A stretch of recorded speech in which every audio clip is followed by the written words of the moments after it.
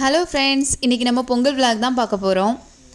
காலையில் எழுந்திரிச்சதும் கோலம் போட்டுட்டு பிரேக்ஃபாஸ்ட் பண்ணிவிட்டு பொங்கலும் செஞ்சுட்டு சாமி கும்பிட்டுட்டு சாப்பிட்டுட்டு மேக்கப் போட்டு கிளம்பியாச்சு மாலுக்கு. லாஸ்ட் டைம் போனப்போயே பாஞ்சேரியில் விளாட்ணும் சொல்லியிருந்தான். அப்போது நைட் ஆயிடுச்சு, தம்பி தூக்கம் வந்துடுச்சு சின்னவனுக்கு, அதனால கூட்டிகிட்டு போகல. அதனால் இந்த தடவை போகிறப்ப கூட்டிகிட்டு போகலான்னு பிளான் பண்ணி தான் கூட்டிகிட்டு போயிருந்தோம். அங்கே போனால் இருக்கிறது எல்லாத்துலேயும் போகணுன்னு ஆசைப்படுறான். சரி, அவனை கூட்டிகிட்டு போனதில் அவன் விளையாடுவானோ இல்லையோ, நான் தான் நிறைய விளையாண்டுட்டு இருந்தேன்.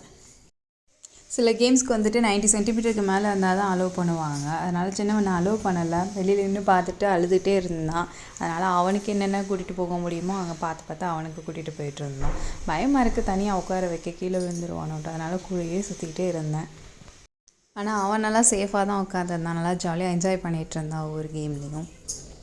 ஊரில் முனியாண்டி கோயில் திருவிழா. நம்ம 2 ஊருக்கு நடுவில் நம்ம வீடு இருக்கனால 2 சைடும் இருந்து பாட்டு சவுண்ட் கேட்கும். ஒரு கால் அட்டன் பண்ண முடியாது, எதுவும் பேச முடியாது, வீட்டை லாக் பண்ணி தான் இருக்க முடியும். நம்மளாம் இருக்கும்போது ஒன்றும் தெரியல. இப்போ தம்பிங்க பிறக்கவும் அந்த சவுண்டுக்கு பயப்பட ஆரம்பிச்சிட்டாங்க, சாப்பிடக்கூட மாட்டாங்க.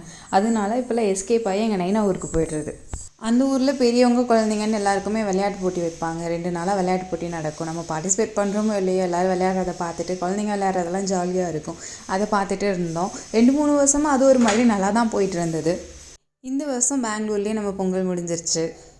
தம்பி விளையாடி முடிச்சதுக்கப்புறமா ஐஸ்கிரீம் கேட்டால் அவனை ஃபுட் கோர்ட் கூட்டிகிட்டு போய் ஐஸ்கிரீம் வாங்கி கொடுத்துட்டு, அதுக்கப்புறம் ஸ்நாக்ஸ் வாங்கி கொடுத்துட்டு சாப்பிட்டுட்டு வெளியில் வந்தோம். அப்போ சங்கராந்தி ஸ்பெஷலாக டான்ஸ் ஆடிட்டு இருந்தாங்க, அதையும் பார்த்துட்டு வந்தாச்சு.